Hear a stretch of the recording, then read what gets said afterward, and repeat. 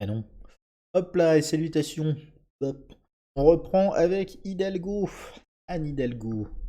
Donc on vient de faire du Pont-Aignan hein, et on reprend avec Hidalgo. C'est troisième vidéo.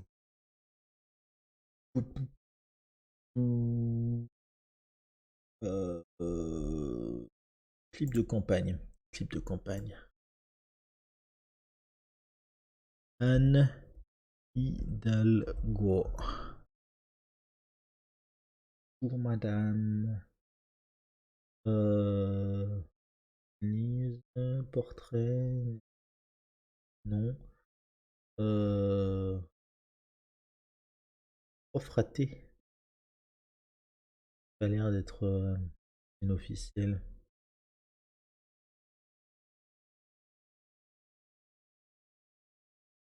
Euh...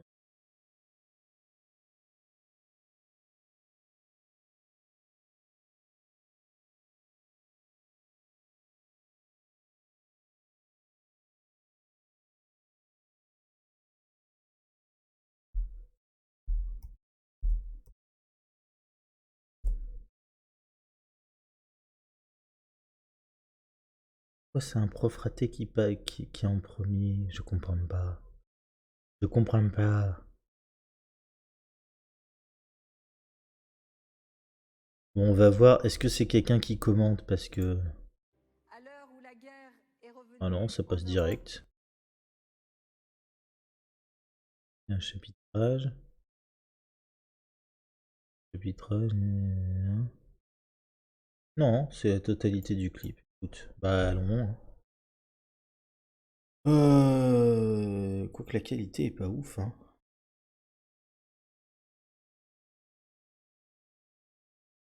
On va voir si on peut. Si je précise pas. On va voir la liste. On va avoir plusieurs. Macron.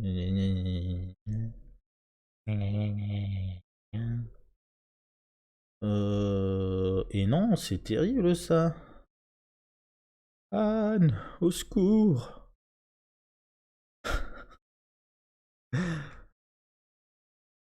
Un peu con des fois. Bah merde alors. Marine Le Pen elle a son truc, Mélenchon elle a son truc, Zemmour il a son truc. On avait vu je crois passer Roussel. Nicolas Dupont-Aignan il a son truc. La salle, même la salle, il a sa propre chaîne YouTube. PCF, Parti communiste. Euh, Parti socialiste.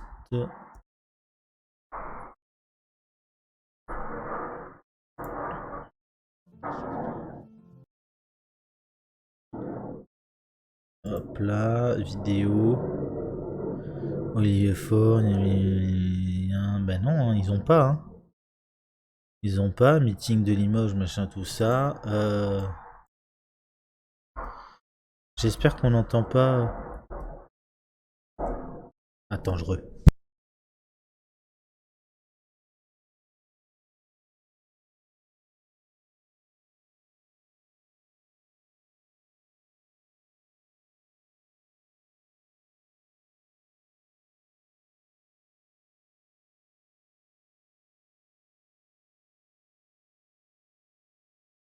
Je sais pas, il y a un genre d'avion à réaction qui est passé, mais j'ai l'impression qu'en fait, il est en train de faire au-dessus de l'appartement, c'est chelou. Euh... Du coup, Anne Hidalgo, Anne Hidalgo. Elle a pas de chaîne, Anne Hidalgo? Mais c'est terrible ça. Bon, bah, on va revenir sur clip de campagne. Anne Hidalgo. Restons là-dessus. à l'heure Par contre, la qualité est dégueulasse. Ah, et le maximum, c'est le 360p. Mais c'est dégueulasse. Eh bah, on a pas le cul sorti des ronds, ça. Regarde-moi tous ces pixels dégueux. Oh. Ah, c'est pas possible, Van. Déconne. Est-ce que j'ai lancé le... Oui, j'ai lancé l'enregistrement. Du coup.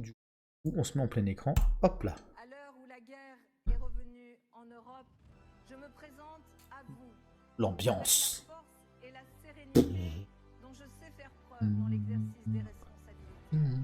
Dans ce moment, il nous faudra écarter les extrémistes, les haineux, les adeptes du bruit et de la fureur. Alors, déjà, c'est un discours de meeting, c'est-à-dire qu'elle s'est pas cassé le cul à faire un clip de campagne ou quoi. Elle a repris des extraits de machin. Et là, enfin, directement, enfin.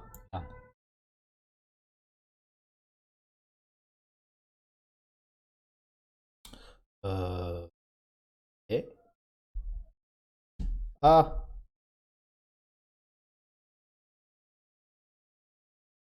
souris, réponds. Souris, réponds. Souris ne marche plus.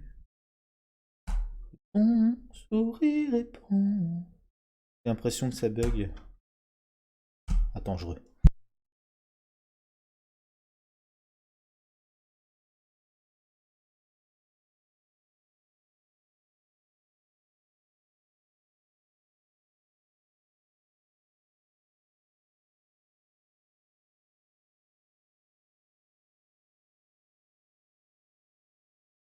Non, je sais pas, c'est chelou en vrai. Hein.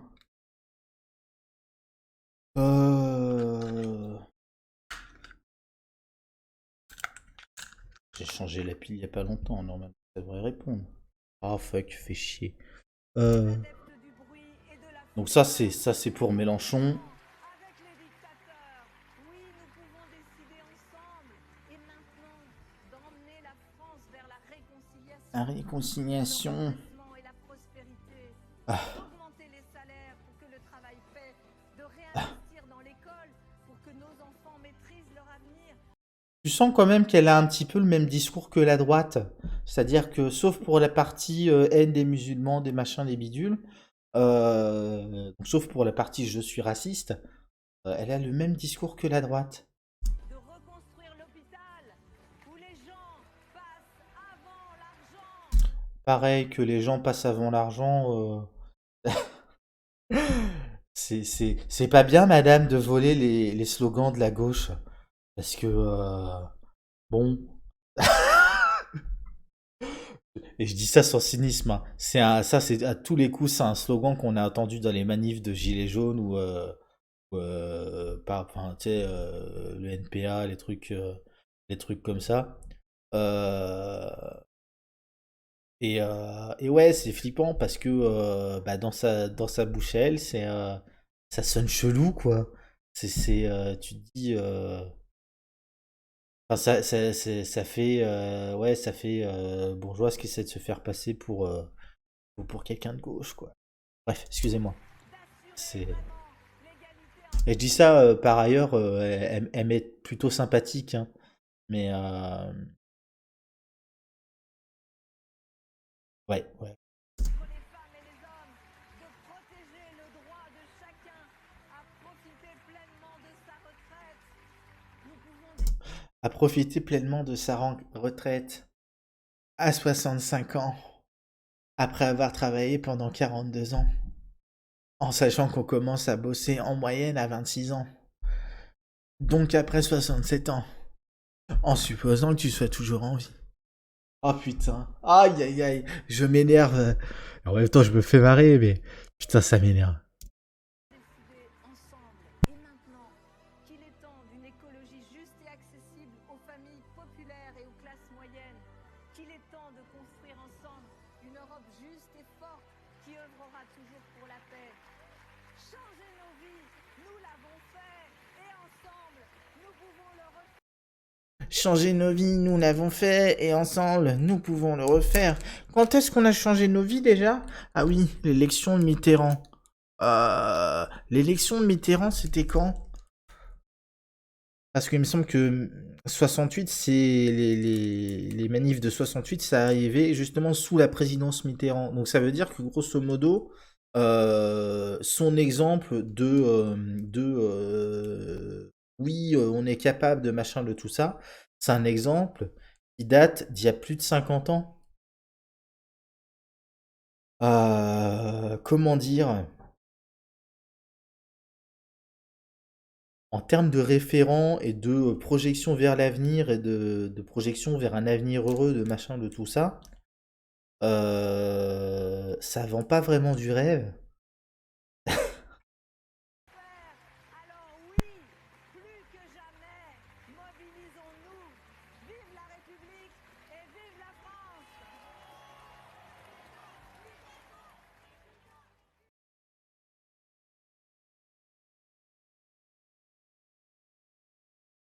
Ouais, bah c'est le passage d'un de ses derniers meetings, un gros meeting, mais un gros meeting pour une candidate qui fait 1%, donc en fait un meeting qui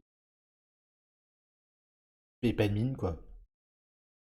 Et puis bah bref, le tour du PS. Mais on va s'attaquer à ça tout de suite. Anne Hidalgo, bah même remarque qu'avant, en fait, même format. Moi, c'est un truc qui me fait chier, hein. Il n'y a aucune originalité dans les bidules.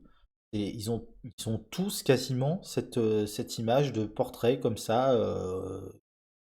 Et votez pour moi. Ouais. La personnalisation. Fois d'Anne Hidalgo. Page 1, couverture. En première de couverture se trouve une photo d'Anne Hidalgo qui se tient souriante devant une fenêtre verdoyante, portant une chemise blanche.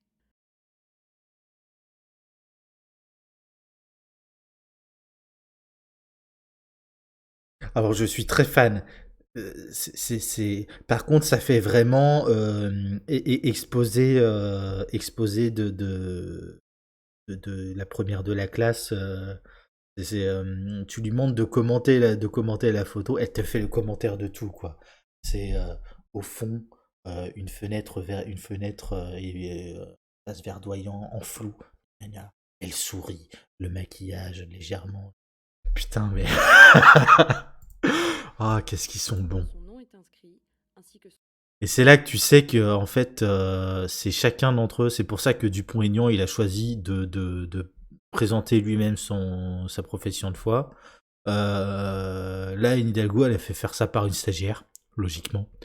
Mais une stagiaire bonne élève, hein, c'est stagiaire premier de la classe. Hein. Et que c'est fait du coup au sein du parti, donc qu'il y a, alors qu'il n'y ait pas de commentaires, ça me paraît normal. Mais du coup, il y a pas de constance dans la manière dont c'est présenté. Et bon, son slogan de campagne « Ensemble, changeons d'avenir ».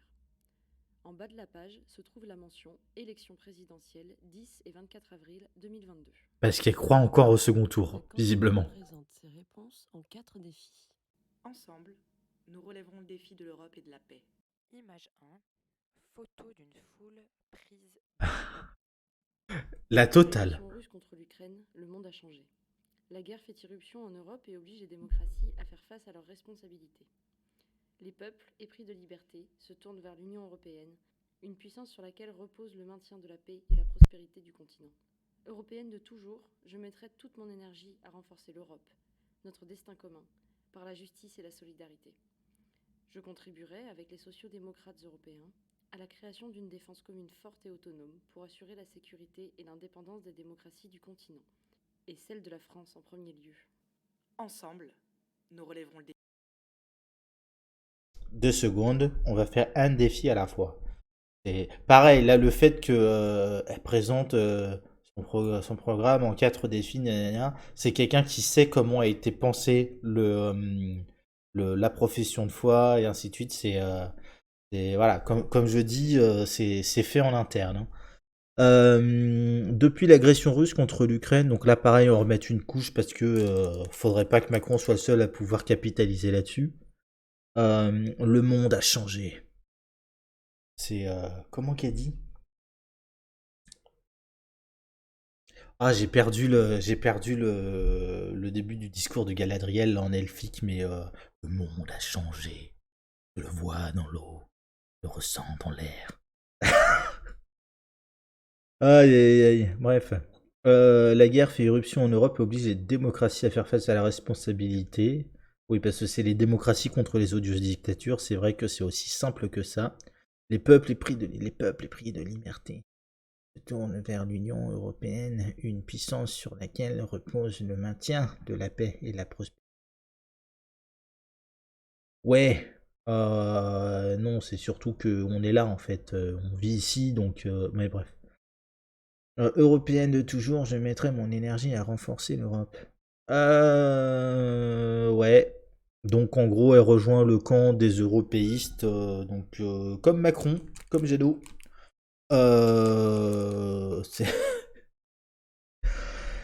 C'est, Mais c'est bien parce que tu vois, cette élection-là, elle va permettre de simplifier les choses. C'est-à-dire que l'extrême droite, ça va être les gens qui sont, enfin notamment sur le plan de l'Europe. En fait, l'extrême droite, ça va être les gens qui sont contre l'Europe, mais parce que l'Europe nous emmerde, parce que contre l'Europe, mais pour la souveraineté de la France, parce que l'Europe nous emmerde. Tu vas avoir la droite, donc Macron, Hidalgo, Jadot, les gens qui sont européistes convaincus, mais de cette Europe-ci. Et ensuite, tu vas avoir à gauche les gens qui sont contre l'Europe, mais enfin, qui sont pas contre l'Europe, ils sont contre cette Europe-ci. Et bon, c'est comment dire. Ouais, ou plutôt pour l'Europe, mais pas pour cette Europe-ci. Enfin bon, ouais, non, c'est particulier. Pardon, j'ai contribué avec les sociodémocrates européens à la création d'une défense commune et forte et autonome. Donc pareil, c'est l'Europe de la défense. Pour assurer la sécurité et l'indépendance des démocraties du continent et celle de la France en premier lieu. Donc pareil, il y a un caractère quand même un peu souverainiste. C'est ouais, c'est bon.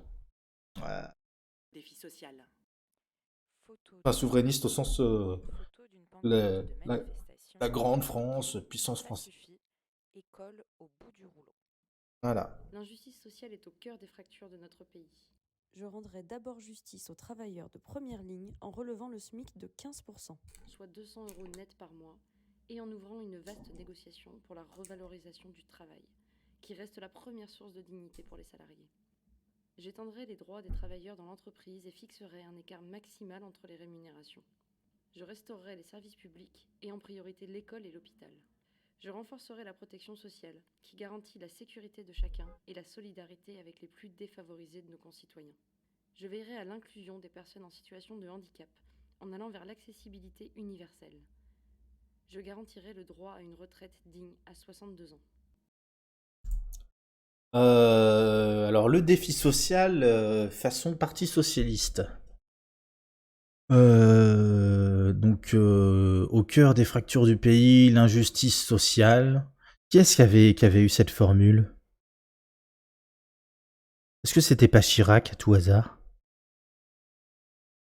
La fracture sociale, bah c'est ça. La fracture sociale, c'était Chirac. Ouais. Donc bon, ouais, pareil, niveau référence, ça se pose là. Je rendrai d'abord justice aux travailleurs de première ligne en relevant le SMIC de 15%, soit 200 € net par mois. En ouvrant une vaste négociation pour la revalorisation du travail qui reste la première source de dignité pour les salariés. Ouais. Il y a une manière de ne considérer les gens que par leur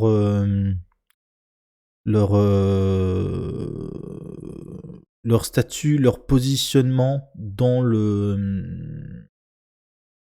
monde du travail, en fait, dans l'organisation du travail, qui me dérange. Mais et encore une fois, c'est pas contre elle, elle est loin d'être la seule à avoir ce truc-là, mais ça me pose problème de réduire les gens à la notion de travailleur. C'est bon.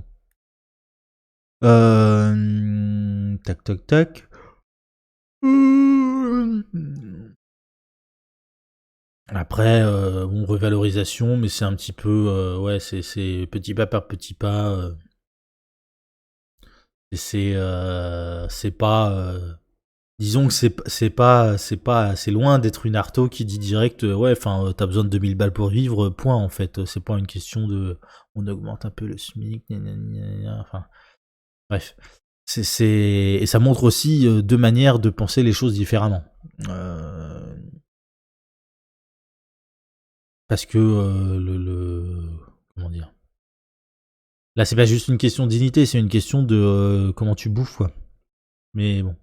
Les droits des travailleurs dans l'entreprise effectueraient un écart maximal entre les rémunérations. Alors ça, c'est bien. Ça serait bien de préciser ce que tu vises pour l'instant.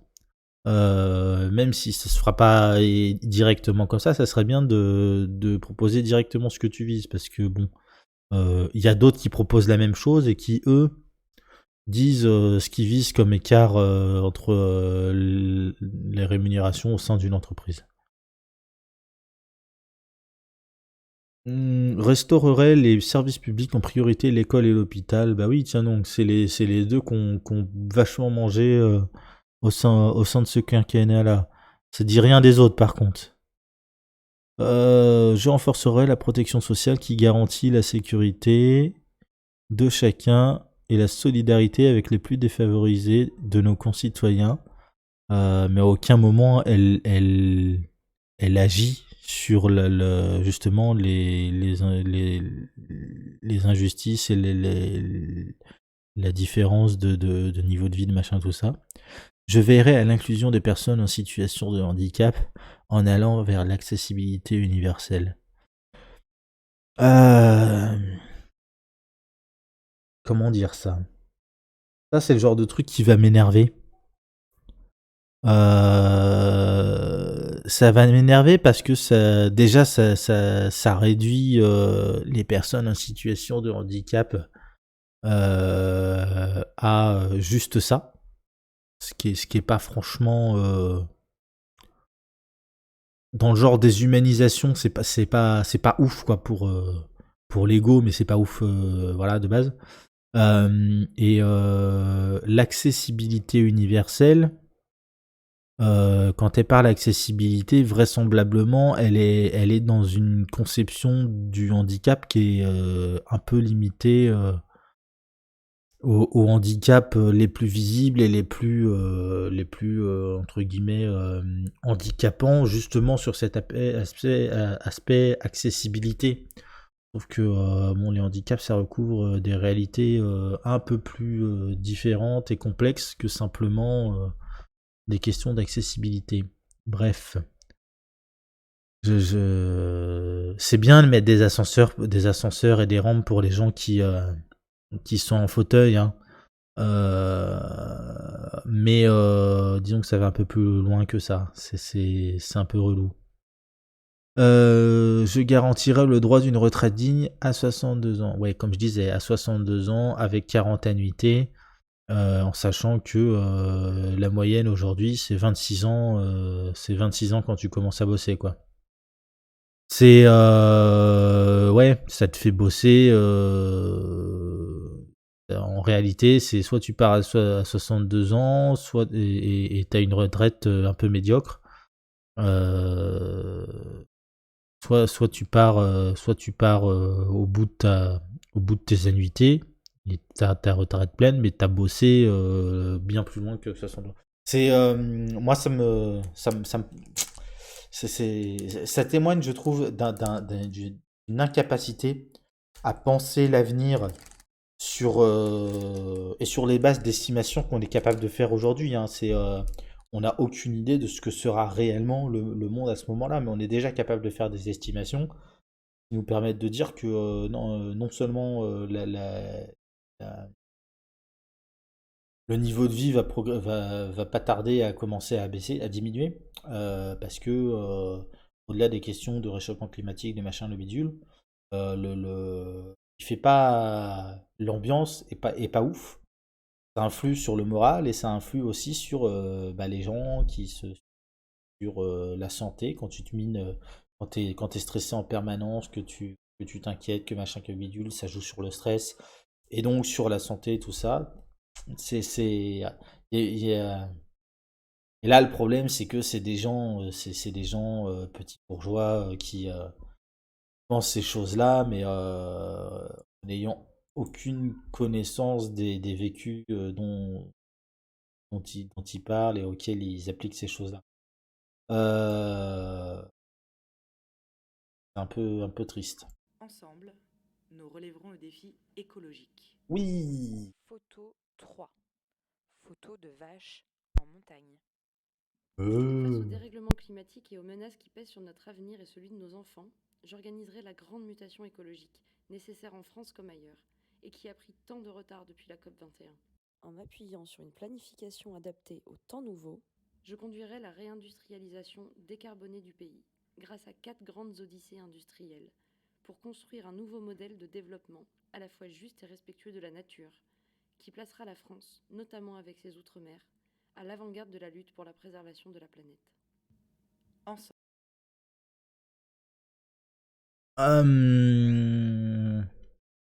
Causons écologie. Face au dérèglement climatique. Euh, qui a pris tant de retard depuis la COP 21. Oui, alors la COP 21 c'est quand même la 21e conférence pour l'avenir de la planète. Donc c'est pas depuis la COP 21 qu'on prend du retard. C'est voilà. Par contre, et au-delà de ça, on a pris aussi du retard dans le sens où le rapport Midos, qui est un peu la référence, elle date d'il y a 50 ans. Donc en fait, le retard, il est conséquent. Enfin bon.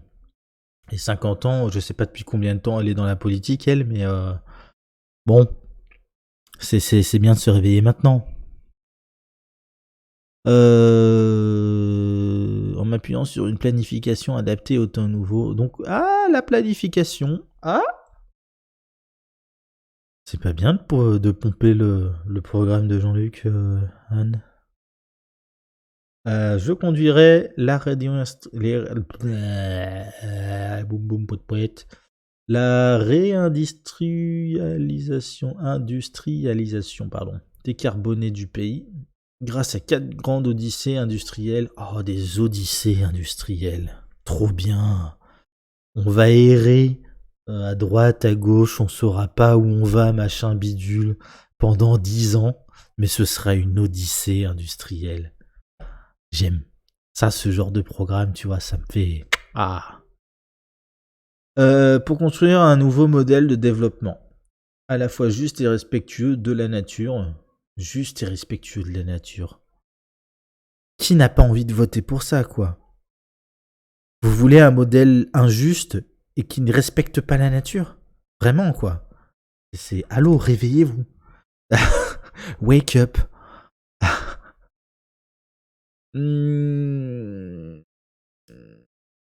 Qui placera la France notamment avec ses outre-mer à l'avant-garde de la lutte pour la préservation de la planète. Ouais, en gros, elle a rien dit, quoi. J'ai un programme écologique aussi, vous savez. Ah putain, non mais... ensemble, nous relèverons le défi démocratique. Photo 4. En bas à droite. Une pancarte de manifestation est brandie avec écrit « Allons voter ». Je veux rendre le pouvoir aux citoyens de notre pays. J'engagerai l'indispensable réforme de la Ve République qui doit cesser d'être une monarchie républicaine pour devenir une démocratie vivante. J'instaurerai le référendum d'initiative citoyenne, RIC, qui permettra à chacun d'intervenir entre 2 élections. Je procéderai à un nouvel acte de décentralisation qui s'appuiera sur la vitalité et le savoir-faire de nos communes, de nos départements et de nos régions. Je lancerai, dans le strict respect des valeurs républicaines, un plan de lutte contre la délinquance qui assure enfin la sécurité, en particulier aux classes populaires et aux femmes, premières victimes de la violence. Je donnerai plus de moyens à la justice du quotidien. Je garantirai son indépendance. Je rendrai enfin à la culture et aux artistes qui nous éclairent la priorité que la gauche leur a toujours donnée.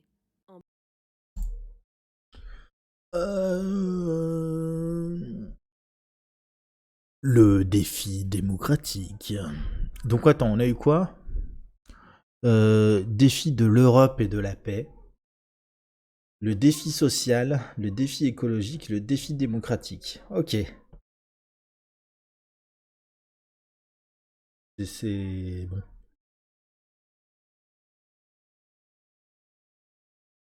En gros, elle est en train de nous faire un. L'Europe, c'est la paix, et moi, je suis pour l'Europe. Là. Le défi social, c'est. Ouh là là, la fracture sociale, il faut la réparer. Ok.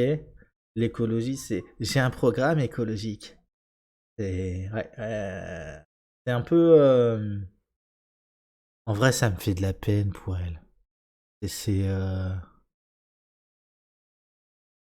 Je. J'ai hâte de voir le résultat qu'elle va faire, hein, mais ça va être d'une violence. La mort du PS, elle va être violente.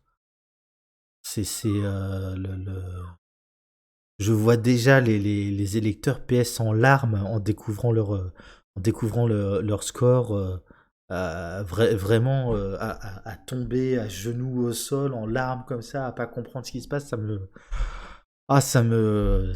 J'ai envie de lui faire un câlin, tu vois, c'est terrible. Bref, je veux rendre le pouvoir aux citoyens de notre pays. Waouh, ça c'est audacieux. J'engagerai, pardon, désolé. J'engagerai l'indispensable réforme de la Ve République qui doit cesser d'être une monarchie républicaine pour devenir une démocratie vivante. Oui, alors, comment dire? À gauche, il y a aussi des gens qui considèrent que la République et la démocratie, c'est pas forcément un truc très compatible. Je dis ça, hein. Puis bon, la 5e, elle a 70 ans, ça serait bien qu'elle canne et puis qu'elle laisse la place au suivant, quoi. Mais bon. Mais pourquoi pas, admettons. Je dis ça, il me semble que c'est De Gaulle qui disait que une constitution, ça a une durée de vie de 20 ans. Et que, en gros, une bonne constitution, faut la changer tous les 20 ans. Parce que sans ça, elle n'arrive pas à prendre le pouls des évolutions de la société et ainsi de suite. Voilà. Nous, notre démocratie à nous, celle de De Gaulle, hein, une certaine idée de la France, celle du général De Gaulle, elle a 70 ans. Voilà. Il y a encore des gens qui veulent continuer. J'adore. J'instaurerai le référendum d'initiative citoyenne. Alors pour l'instant, Artaud, elle dit oui au RIC, Dupont-Aignan, il dit oui au RIC, Anne Hidalgo, elle dit oui au RIC. Je suis à peu près convaincu qu'à part Macron, tout le monde est d'accord avec le RIC. Que peut-être même Macron en fait. Je sais pas.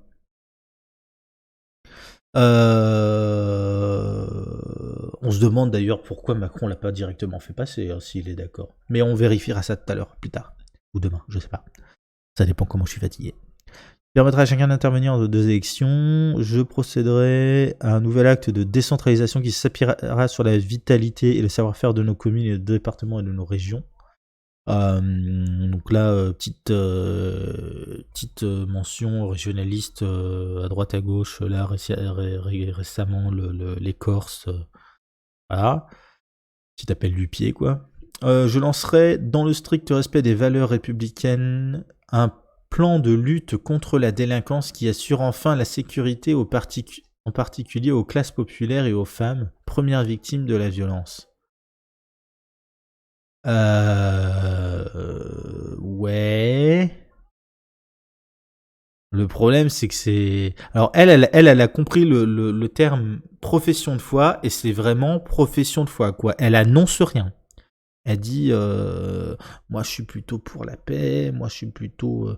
Oh, je suis un peu contre la délinquance, hein, quand même. Non, mais bon. Mais après, profession de foi, hein, elle a pas besoin de... Techniquement, on lui demande pas plus, hein. Je donnerai plus de moyens à la justice du quotidien. Ouais. Si tu veux. Le truc, c'est juste que tu peux pas le commenter, en fait. Je garantirai son indépendance, donc de la justice du quotidien, et rendre enfin à la culture et aux articles qui nous éclairent la priorité que la gauche leur a toujours donnée. Ouais, je sais pas. Bon alors attends, on reprend. En bas au centre de la deuxième page est inscrit « Retrouvez toutes nos propositions sur 2022. Elle va vraiment tout nous lire, hein. Page 3. La candidate présente le détail de ses propositions et de ses soutiens. Détail des propositions. Commencez par revaloriser le travail. Augmenter le SMIC de 200 € net par mois pour que chacun puisse vivre décemment de son travail. Déjà annoncé. Engager dès 2022 des négociations dans les différents secteurs professionnels pour augmenter les salaires. Atteindre l'égalité salariale femmes-hommes. Investir dans l'éducation et la jeunesse. Attends, on va attendre. Donc commencer par revaloriser le travail. Alors c'est bien parce que ça veut dire qu'il y a une logique chronologique à ça. Commencer par revaloriser le travail. Donc en gros, on aura tous droit à une augmentation du SMIC de 200 € net par mois et ensuite il faudra négocier avec les patrons. Bah oui, forcément, on va pas... On est l'État, on va pas imposer aux gens de faire des trucs. Enfin, allô quoi. Atteindre l'égalité salariale homme-femme.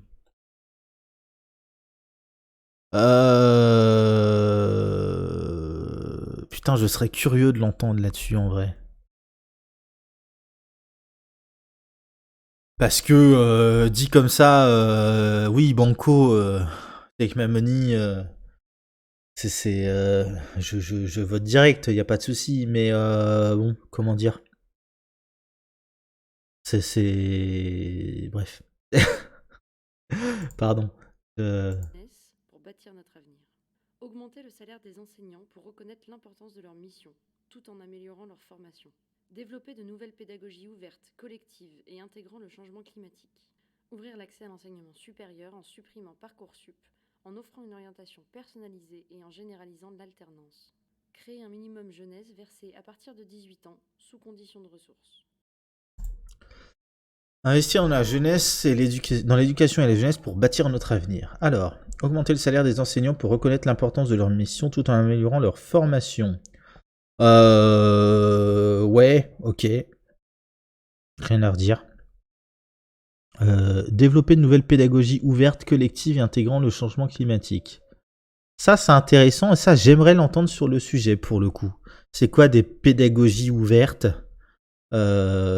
collectives et intégrant le changement climatique? Ouais. Le problème, c'est que c'est du blabla, c'est que là, c'est du blabla en fait. Concrètement, on sait pas de quoi ça parle.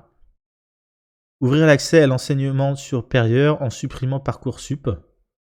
Ça peut supprimer Parcoursup, c'est à gauche, ils sont tous à peu près d'accord là-dessus. Encore que j'ai pas entendu Artaud en parler, mais elle a fait une charge contre la compétition, donc ça doit être dans le lot. En offrant une orientation personnalisée en généralisant l'alternance.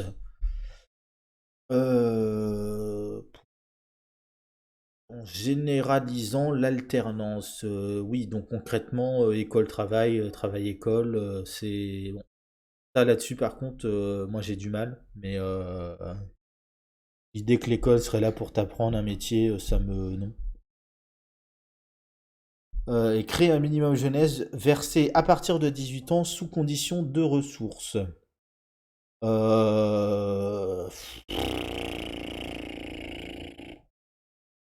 Ouais, le sous condition de ressources me questionne.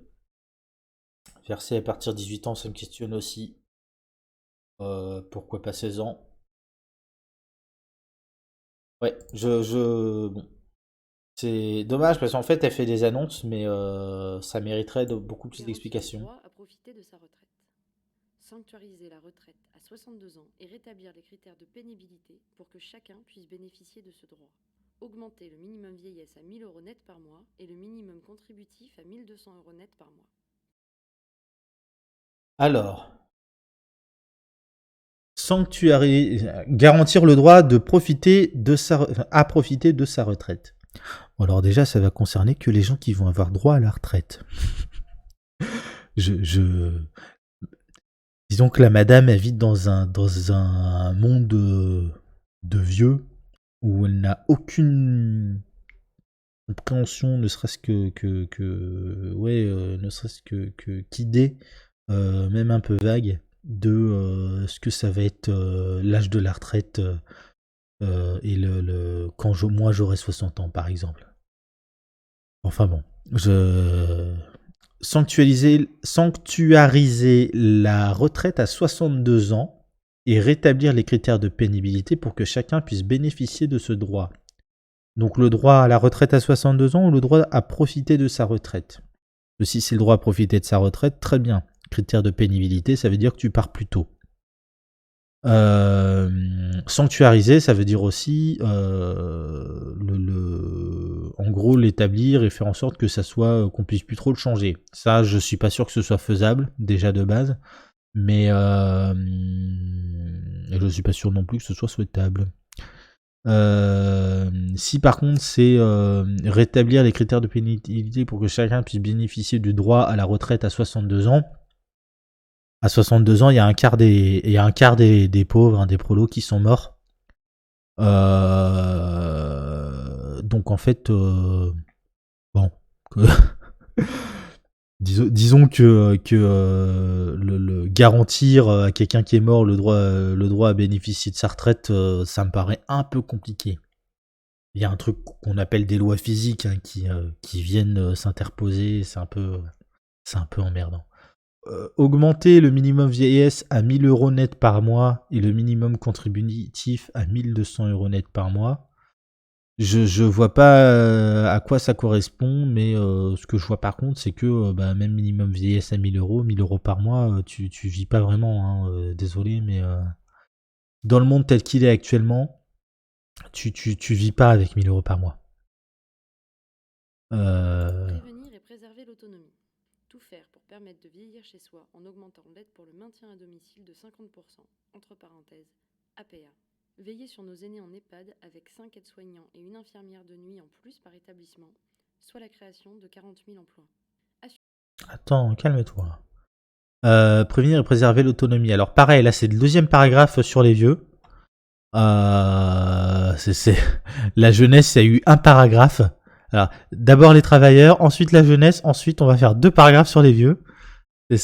Putain, mais tout faire pour permettre de vieillir chez soi. Oui. Alors, il y a des fois c'est possible, il y a des fois c'est pas possible. C'est compliqué. En augmentant l'aide pour le maintien à domicile de 50%. Ouais, les augmentations en pourcentage, c'est mignon, mais ça dit pas clairement les choses. Voilà. Et l'APA, si tu précises pas ce que c'est, je sais pas moi, madame. Veiller sur nos aînés en EHPAD avec 5 aides-soignants et une infirmière de nuit en plus par établissement, soit la création de 40 000 emplois. Oui, mais la question c'est est-ce que 5 aides-soignantes et une infirmière de nuit en plus par établissement, c'est suffisant? Là, c'est partout. C'est bien de faire des annonces comme ça, mais selon la taille de ton EHPAD, selon machin, selon bidule, selon les besoins spécifiques qu'il peut y avoir, il y a, voilà, ça serait bien de... Assurer la santé pour tous et partout. Consolider le rôle de l'hôpital public et de ses agents comme piliers de la santé des Français en tournant la page de l'hôpital-entreprise. Lutter contre les déserts médicaux en faisant de la 4e année d'internat une année de professionnalisation pour les jeunes médecins. Prévenir les maladies grâce à l'activité physique et sportive renforcée à tous les âges et à la promotion d'une alimentation saine. Assurer la santé pour tous et partout. Ouais. C'est là aussi, j'ai envie de dire, shut up and take my money. Consolider le rôle de l'hôpital public, ses agents comme piliers à la fin de l'hôpital entreprise. Oui, ok. L'hôpital tel qu'il fonctionne, c'est pas bien. Du coup, nous, on va faire ça bien. On va faire que l'hôpital, il sera bien. Ok, cool. Yes. Lutter contre les déserts médicaux faisant de la 4e internat une année de professionnalisation.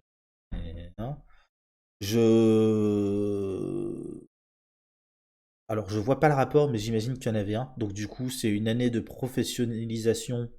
En gros, que la 4e année d'internat ce soit en fait une année dans les territoires auprès d'un généraliste. J'imagine que c'est ce qu'elle voulait dire. Prévenir les maladies grâce. Par contre, j'ai du mal à comprendre comment tu peux être en internat et en même temps dans les déserts médicaux. Ouais, Camoulox. Prévenir les maladies grâce à l'activité physique sportive renforcée à tous les âges et la promotion d'une alimentation saine. Alors, c'est quoi? C'est plus de spots manger-bouger? C'est les activités physiques et sportives gratuites pour les gens peut-être? C'est un flic qui sonne à ma porte tous les matins pour me dire hey gros tas, va faire du sport. Il y a un moment, faut être un peu moins vague, madame. C'est. Permettre à chacun de bien se loger et de mieux vivre. Construire 150 000 logements sociaux par an. Créer un bouclier logement pour qu'aucun ménage ne soit contraint de dépenser plus du tiers de ses revenus pour se loger. Encadrer et plafonner les loyers en zone tendue. Diminuer la facture énergétique et le prix du carburant par la baisse de la TVA. Ouais, permettre à chacun de bien se loger et de mieux vivre. Lol. 150 000 logements sociaux par an. Donc bien se loger, c'est les logements sociaux pour tout le monde. Wouh! Créer un bouclier logement pour qu'aucun ménage ne soit contraint de dépenser plus du tiers de ses revenus pour se loger. Ah bah putain, ça j'aimerais bien. Et c'est un truc qui se fait en plus de l'APL ou pas? Est-ce que c'est compatible avec... parce que, bon, si... admettons, moi avec la hache, j'étais à 900 balles. Mon loyer, il est au-dessus de 300 balles. Est-ce que ça marche aussi si, par exemple, je vise... je me prends un appartement avec un loyer qui coûte 600 balles, et comme ça, j'ai un peu plus grand. Est-ce que ça veut dire que tu le réduis, mon loyer, à 300 balles et que tu payes le reste? C'est limité à combien comme ça? C'est parce que bon, c'est moi tant qu'à faire. C'est c'est dommage parce que c'est tellement des annonces vagues comme ça, elles balancent des trucs, des punchline, down, down. Que bon, il y a rien à récupérer là-dessus. Encadrer et plafonner le loyer en zone tendue. C'est pourquoi que en zone tendue? C'est les beaux quartiers, non? C'est diminuer la facture énergétique et le bruit des carburants par la baisse de la TVA.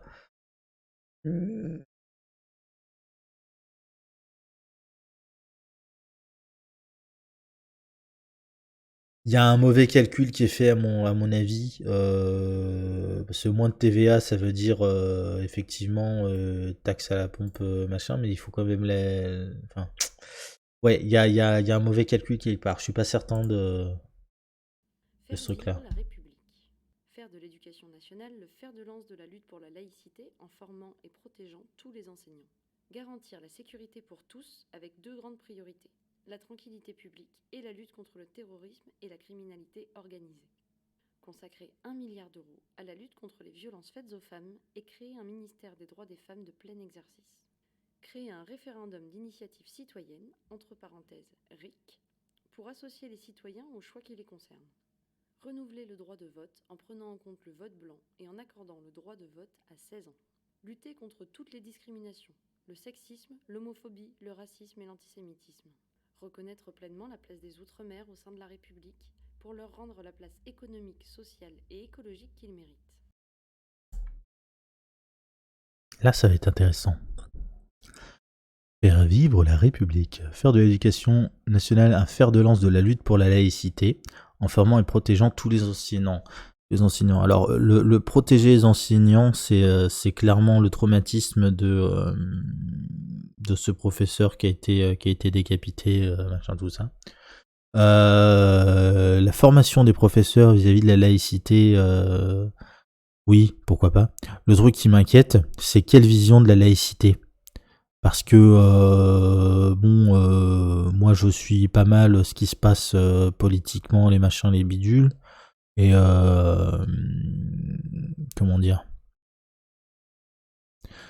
Disons que si je suis pas convaincu qu'Hidalgo soit du bord printemps républicain, donc du bord Manuel Valls, comprendre c'est déjà excuser, il y a quand même une notion de sacralisation de la laïcité comme organe répressif et pas comme garantie du droit à chacun de vivre sa religion librement. Bref. Garantir la sécurité pour tous avec deux grandes priorités, la tranquillité publique et la lutte contre le terrorisme et la criminalité organisée. Ouais, la tranquillité publique, c'est une autre manière de dire l'ordre public. Voilà. C'est un truc.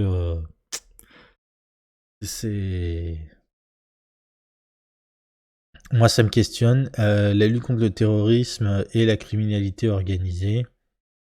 Oui, en gros, elle dit rien, quoi. J'ai milité contre les méchants. 1 milliard d'euros à la lutte contre les violences faites aux femmes. Ah bah tiens, c'est étonnant, c'est précisément le montant que demandent les associations. Par contre, je crois que c'est 1 milliard d'euros par an. Mais créer un ministère de droits des femmes de plein exercice.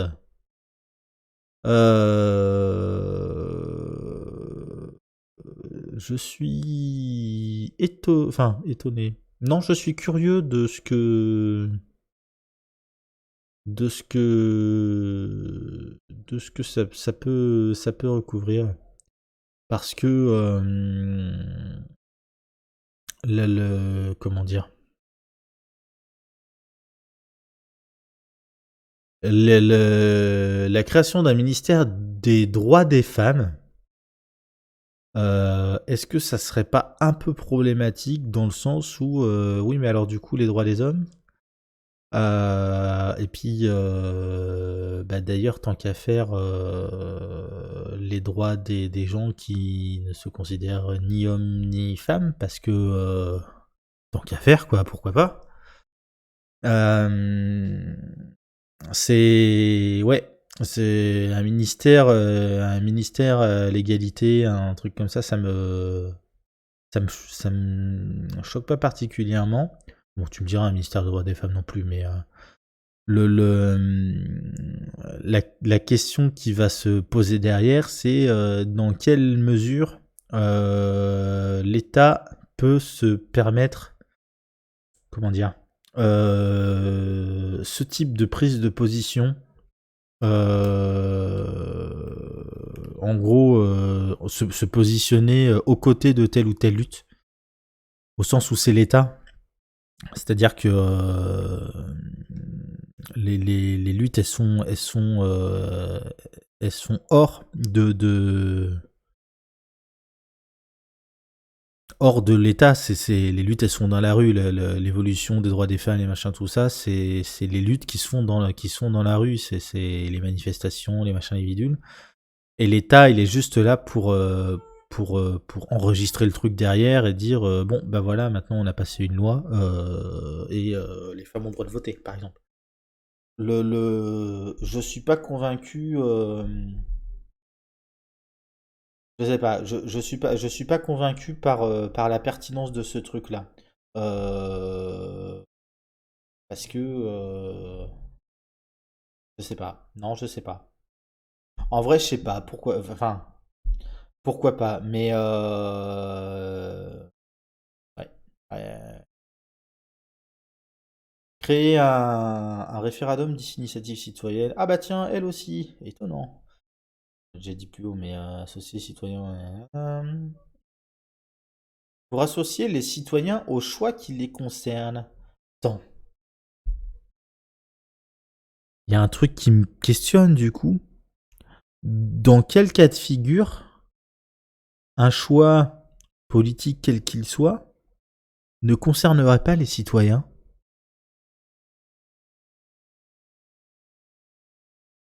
C'est étonnant comme formulation, ça.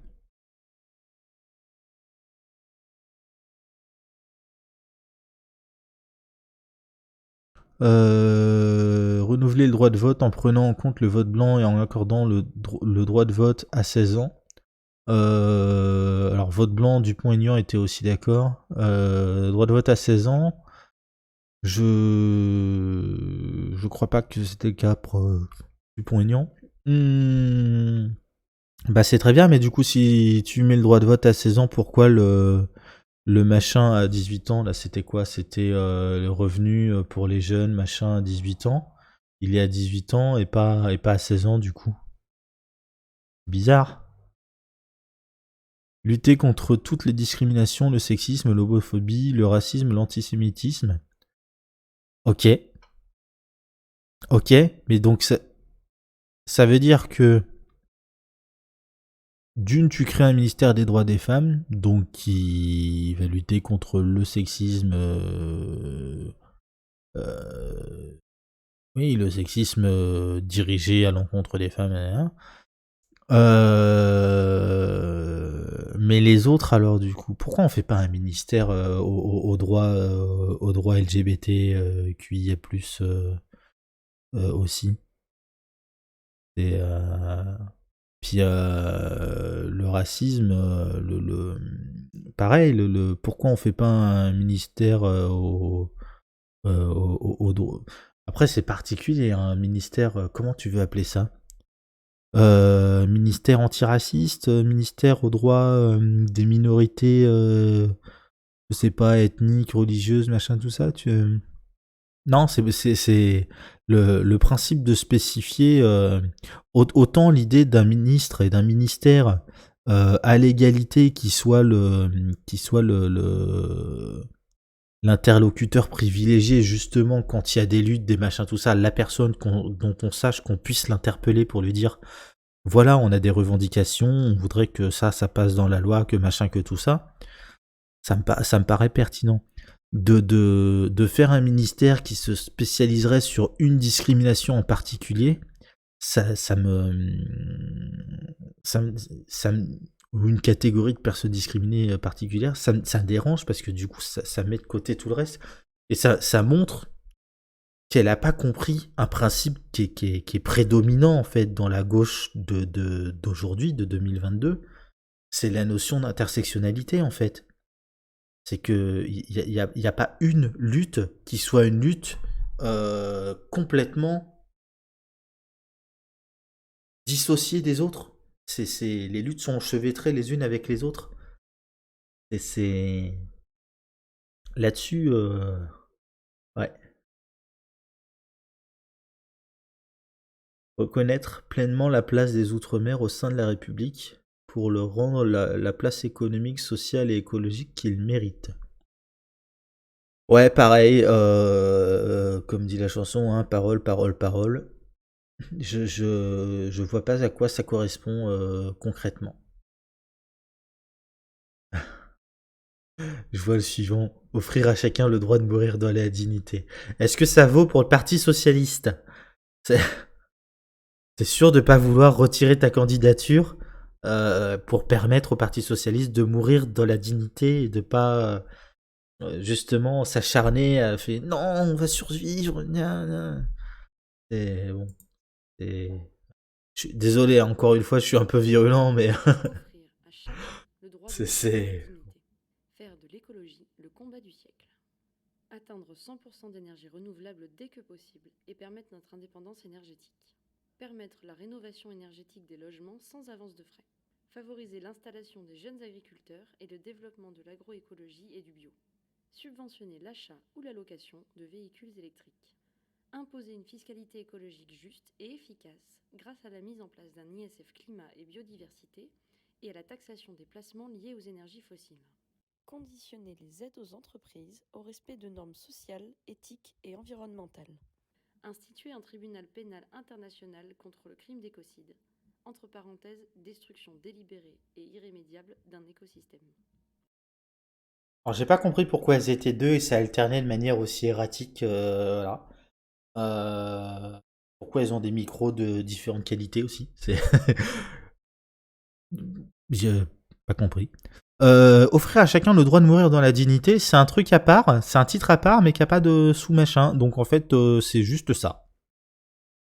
Et pareil, elle développe pas. C'est un peu relou. Faire de l'écologie le combat du siècle. Oh bah, c'est la priorité du quinquennat, puis le combat du siècle. Atteindre 100% d'énergie renouvelable dès que possible et permettre notre indépendance énergétique. Ah, intéressant. Donc 100% d'énergie renouvelable. Bon, bah du coup, bon retour à l'âge de pierre. Hein. C'est... bref. Permettre la rénovation énergétique des logements sans avance de frais.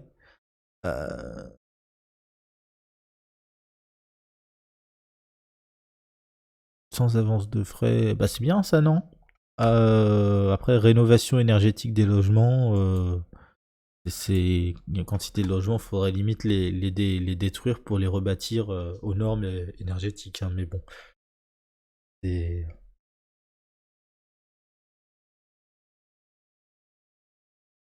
Favoriser l'installation des jeunes agriculteurs et le développement de l'agroécologie et du bio. Ça, c'est plutôt bien. Ça, c'est plutôt bien. Après, je sais que ça existe ailleurs, donc... Enfin, que ça existe ailleurs. Que d'autres candidats le proposent. Donc, en fait, elle se démarque pas. Subventionner l'achat ou la location de véhicules électriques.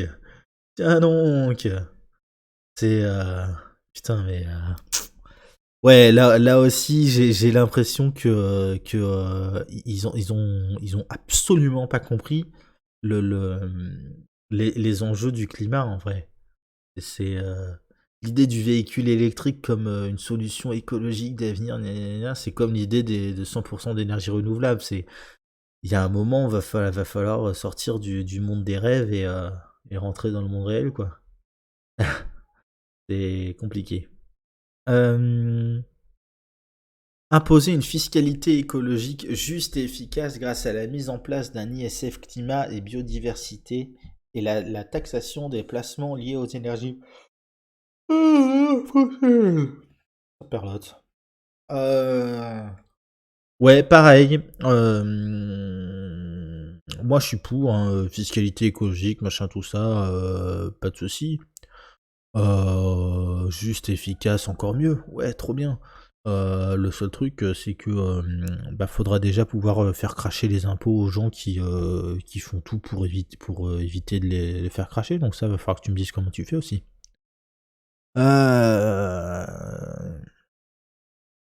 Conditionner les aides aux entreprises au respect des normes sociales, éthiques et environnementales. Alors ça, c'est bien.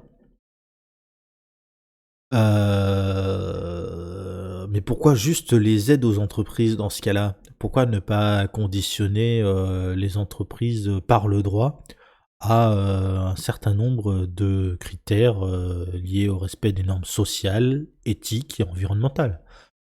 C'est... Comment dire? Ça manque d'envergure en fait dans la réflexion.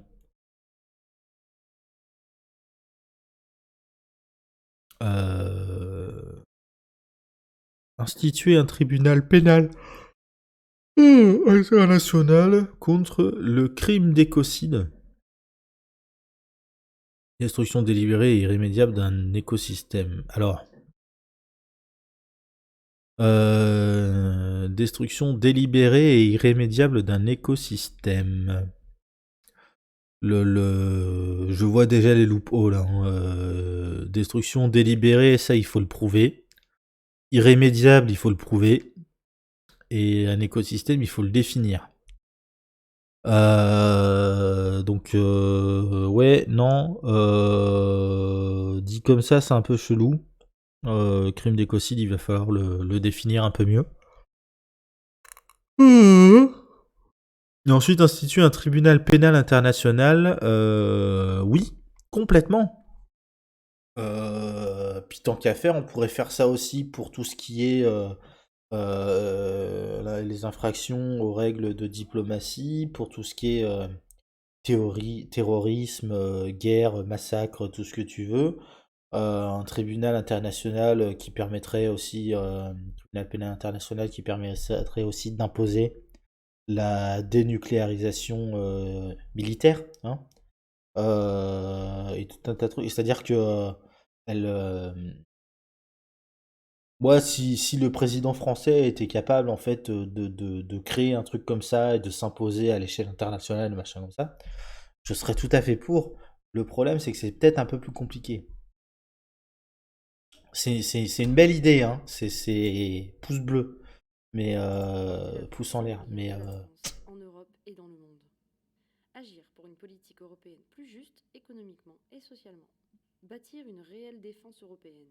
Doter l'Europe d'une politique migratoire plus humaine en renforçant la solidarité et la coopération entre les États membres pour garantir un accueil digne.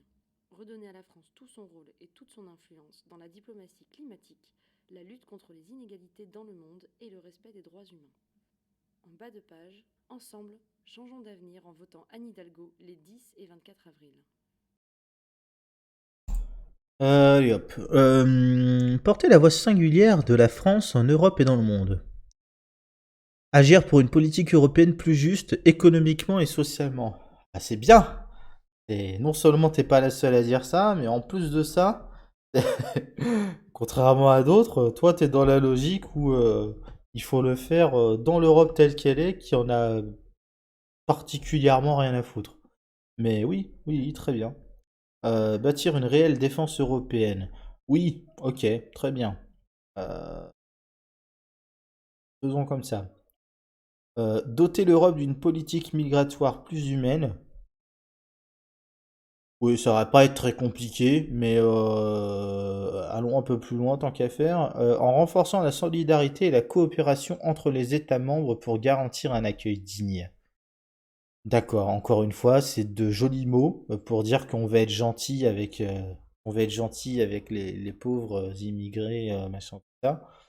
Euh, Traitement, c'est quoi? C'est des places d'hébergement, c'est facilitation potentiellement de naturalisation. C'est quoi? C'est des aides pour se déplacer dans le pays, pour obtenir des papiers, des machins, des bidules. Un accompagnement. Enfin, il faut m'en dire plus. Il faut m'en dire plus.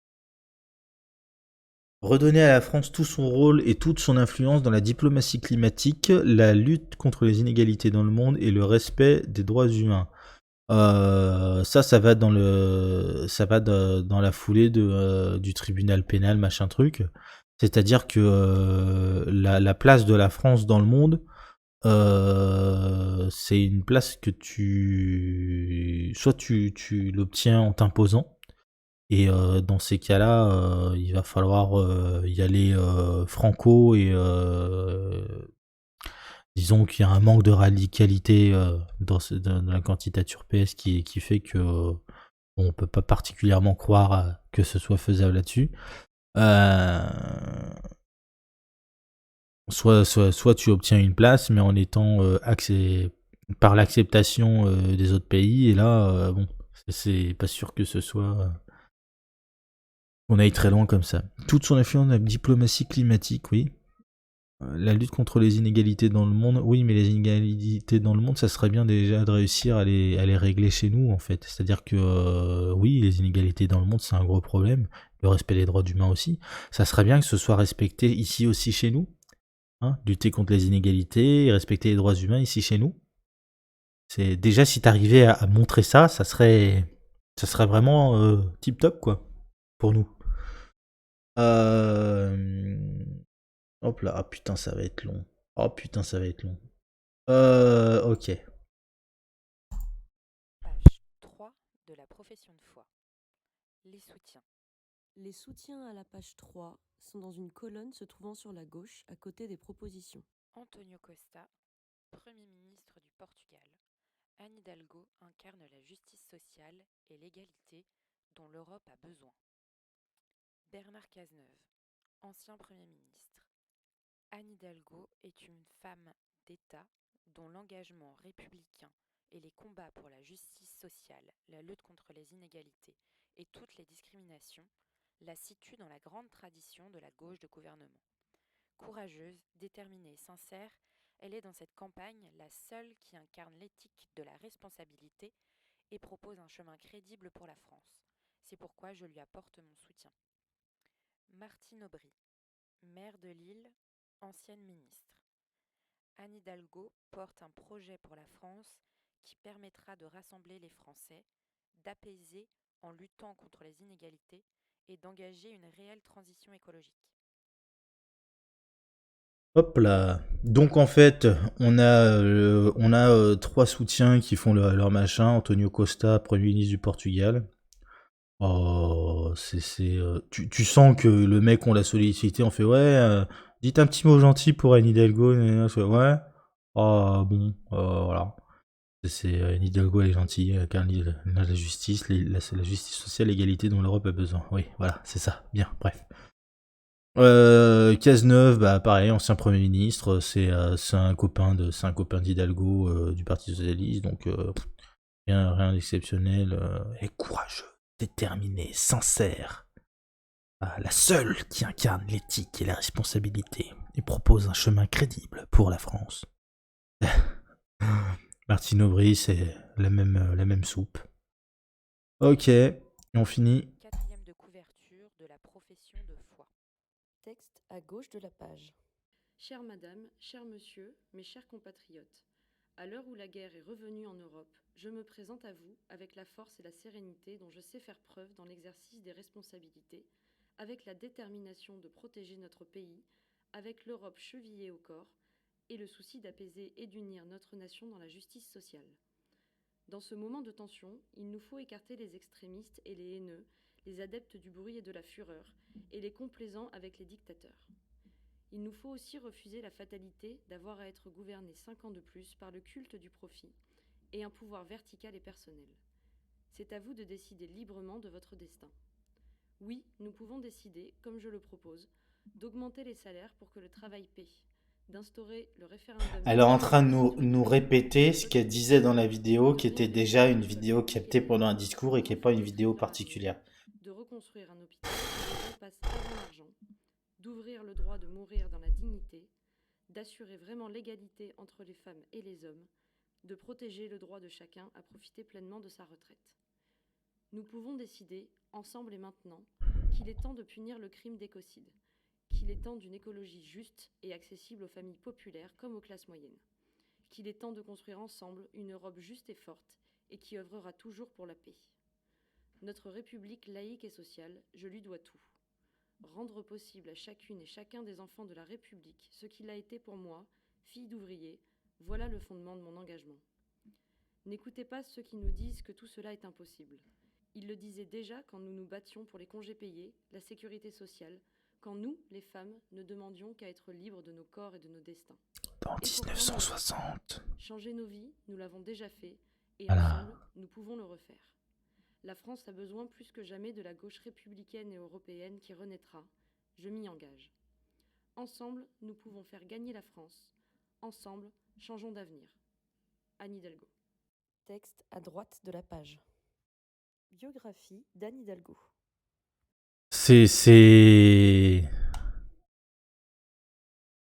me déprime en vrai. Putain, mais il y a... Donc la profession de foi d'Anne Hidalgo, c'est concrètement du vide sur du vide sur du vide. Mais vraiment, ça me fait de la peine. Et là, c'est littéralement le discours qu'elle prononce. C'est une version un peu plus longue du discours qu'elle prononce dans ce meeting-là. Donc, on a vu dans la vidéo du clip de campagne.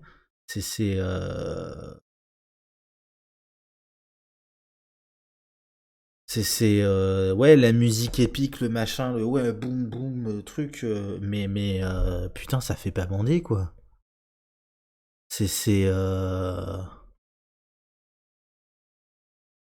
Waouh. Et ça, c'est grand parti de gouvernement, c'est se rendre compte de la déchéance du truc, quoi. J'ai 62 ans, je suis mère de 3 enfants et j'ai 3 petits-enfants. J'ai fait mes études à Lyon, j'ai été inspectrice du travail.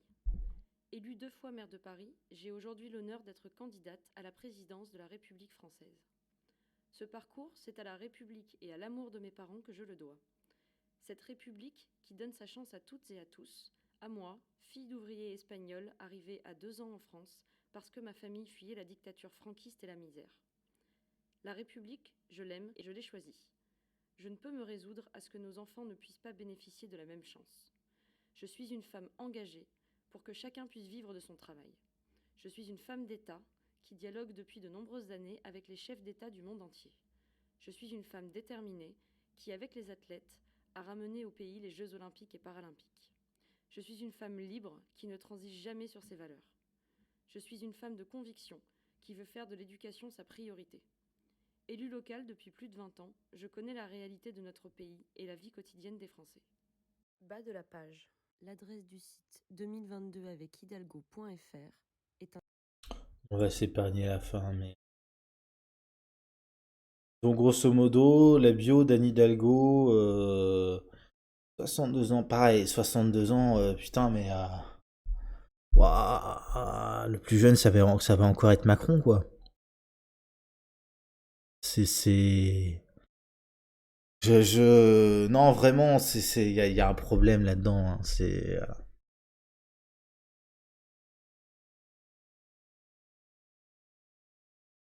Elle a déjà des petits-enfants, enfin...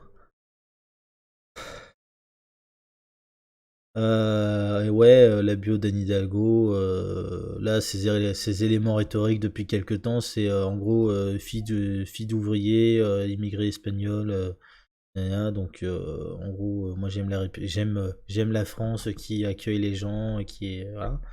Et c'est la chance, comment dire, l'égalité des chances, le mérite qui fait que oui, même quand t'es pauvre, que tu viens de nulle part, que machin que tu peux réussir. Tout le discours méritocratique dégoulinant de bienveillance, mais en réalité surtout d'hypocrisie, quoi. Hein. Et l'autre argument, c'est que c'est une femme engagée, une femme d'État, une femme déterminée, une femme libre, une femme de conviction. Voilà. Ah si, dernier argument, elle est élue depuis 20 ans. Du coup, elle connaît la réalité de notre pays et la vie quotidienne des Français. Ouais, sauf qu'elle est élue de Paris surtout. Mais on va pas préciser que les Français, c'est pas Paris, et que la réalité des Parisiens, c'est pas la réalité de la vie des Français. Enfin bon. Ouais. Oh bordel. Ça m'a fatigué un peu, hein. On en a fait 3. Du coup, il en reste 9 hein, sur 12. Du coup, qu'est-ce qu'on va faire? Bah moi, je vais te laisser là. On se recapte plus tard. Je vais aller grailler un bout. Je vais peut-être faire une sieste. Je vais peut-être pas manger en fait, mais je vais faire une sieste. Et on se recapte après ça, je pense. Ou demain matin. Des bisous à toutes. Tchou.